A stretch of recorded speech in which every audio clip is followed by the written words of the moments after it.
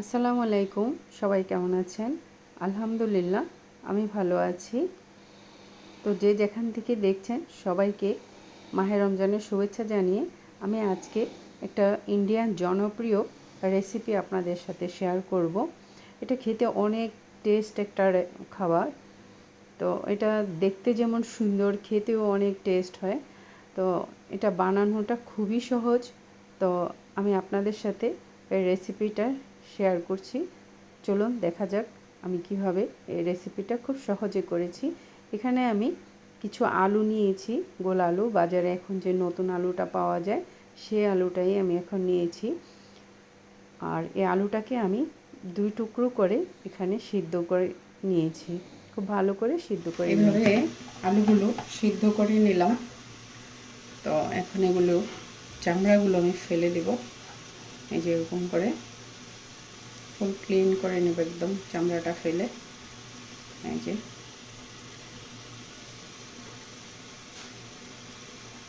আমি চামড়াটা সহ সিদ্ধ করেছি। কেউ চামড়াটা ফেলেও সিদ্ধ করতে পারেন। চামড়াটা সহ সিদ্ধ করলে আমার কাছে মনে হয় যে পরে আলুর উপরে একটা দাগ যে পরে ওই দাগটা আর থাকে না, মানে আলুর যে কষটা ওই কষটা আর থাকে না। এইভাবে আমি সবগুলো আলু চামড়া ফেলে নেব। এখানে সবগুলো আলু চামড়া ফেলে নিয়েছি। এখন চুলায় একটা কড়াই বসাই দিব। আমি সবসময় বড় কড়াইয়ের মধ্যে রান্না করি, আমার নাড়াচাড়া করতে সুবিধা হয়। আমি এর মধ্যে পরিমাণ মতো তেল দিয়ে দিব। চুলার আঁচটা ফুল বাড়িয়ে দিয়েছি, কারণ পেঁয়াজটা আমাকে একটু লাল করে ভাজতে হবে। এর মধ্যে কুচানো পেঁয়াজ দিয়ে দিলাম।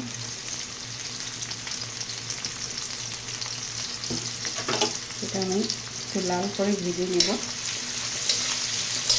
তারপর বাকি মশলাটা ইউজ করব। পেঁয়াজটা লাল হয়ে আসছে, এখন আমি এর মধ্যে রসুন পেস্ট দিয়ে দিব। সামান্য একটু রসুন পেস্ট দিব।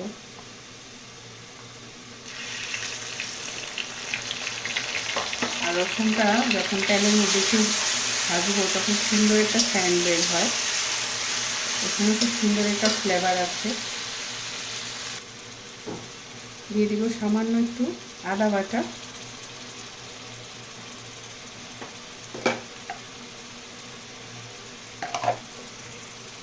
দিয়ে দিব সামান্য হলুদের গুঁড়ো, দিয়ে আবার একটু ভেজে নেব।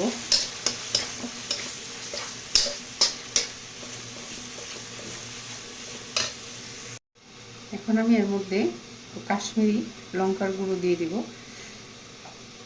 এটাও একটু স্পাইসি, আর একটু কালারের জন্য কাশ্মীরিটা ইউজ করলাম। এটাকে আমি একটু ভেজে নিচ্ছি। এখন আমি এর মধ্যে দিয়ে দিব টমেটো পিউরি। আমি অনেকটা টমেটো পিউরি দিব এর মধ্যে, কারণ এটার টেস্টটা টমেটো পিউরিটা থেকেই হবে।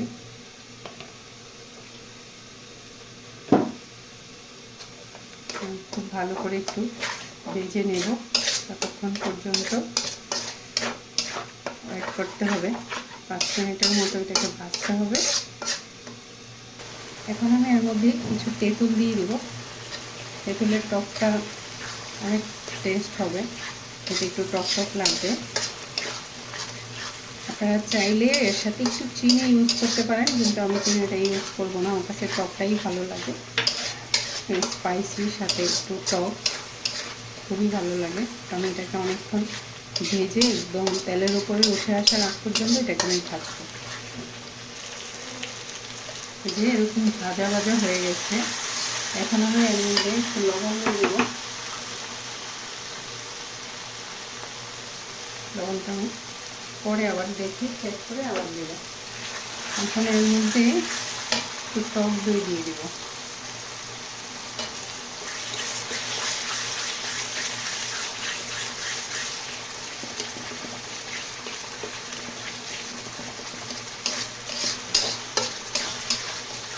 ব্রেড অবশ্যই একটু ফেটিয়ে দিলে ভালো হয়, কারণ হচ্ছে গরমটা লাগার সাথে সাথে হিট পাওয়ার সাথে সাথে একটু ছানা ছানা হয়ে যায়, তো সেই জন্য একটু আলাদা একটু ফেটিয়ে দিলে সুবিধা হয়।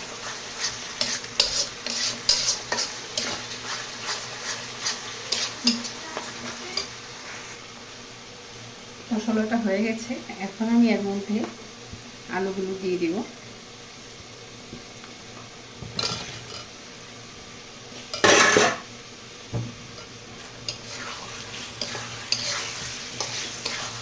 খুব সুন্দর একটা কালার আসছে।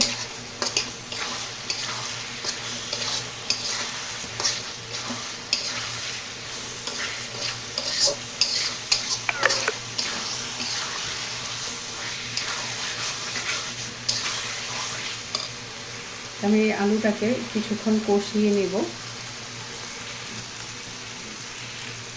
আলুটার মধ্যে আমি এখন সামান্য একটু গরম পানি দিয়ে দেব।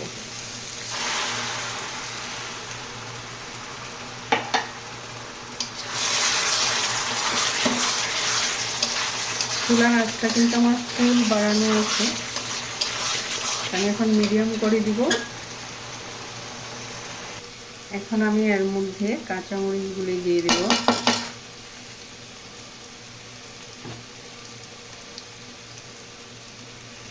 মাশাআল্লাহ, অনেক সুন্দর সেন্ট, কালার, কিছু দারুণ। এখানে এর মধ্যে একটু চাট মশলা যাবে, একটু চাট মশলা দিব। চাট মশলা দিলে হবে কি সুন্দর সেন্ট পাওয়া যাবে, আবার অনেক টেস্ট হবে। চাট মশলাটা তো এমনিতে অনেক টেস্টি একটা জিনিস। একটু ধনেপাতা দিয়ে দিব। এটা পরোটা, লুচি, যে কোনো কিছুর সাথে, গরম ভাত, যে কোনো কিছুর সাথে খুব ভালো যায়। তো এখানে আমি কিছু পরোটা নিয়েছি, তো এগুলো এখন ভাজবো। আর কেউ যদি পরোটার রেসিপি দেখতে চান অবশ্যই আমাকে কমেন্ট করবেন। আমি পরোটাটা সেঁকে নেব। আলুর দমটা পরোটা দিয়ে অনেক টেস্ট হয়। তেলের বোতলটা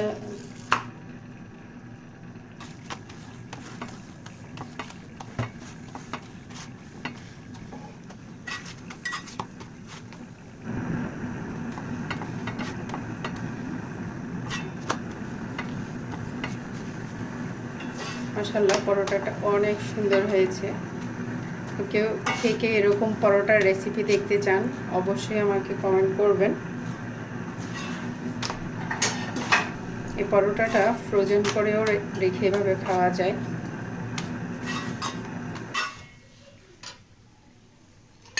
আমি এখন আলুর দমটা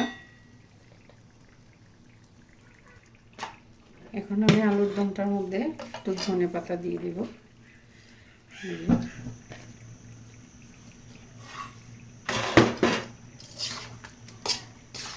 মাশাআল্লাহ, অনেক সুন্দর সেন্ট বের হয়েছে, খেতে অনেক টেস্ট হবে।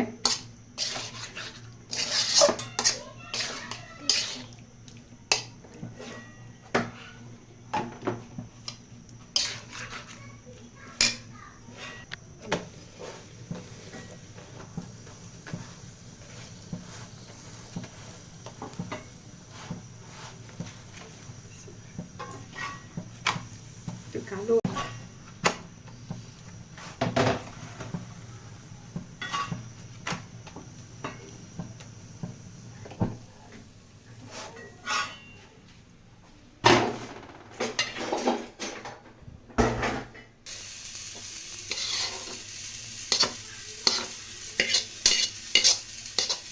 মাশাআল্লাহ, গ্রেভিটা অনেক সুন্দর হয়েছে, অনেক টেস্ট হবে।